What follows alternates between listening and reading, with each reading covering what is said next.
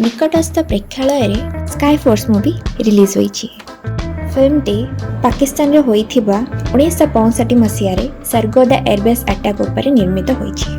Film रे अक्षय अजय केओ Ahuja and वीर पहारिया आज टिक्के विजया अक्का टाबी भूमिका रे अछंती। सारा अली खान एंड निमरेत कौर अन्य भूमिका रे देखा देबे। सब भारतीय मानंकु आम इतिहास विषय रे निहाती जानिबा दरकार।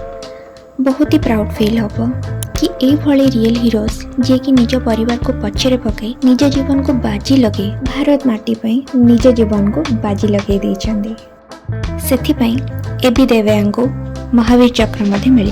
कहानीटी बहुत ही सस्पेंस रे भरा, से निश्चय देखा जीवे। फिल्म बहुत सुंदर डायरेक्शन दिया जाइए। फिल्म डायरेक्टर संदीप केवानी एंड अभिषेक अनिल कपूर रही।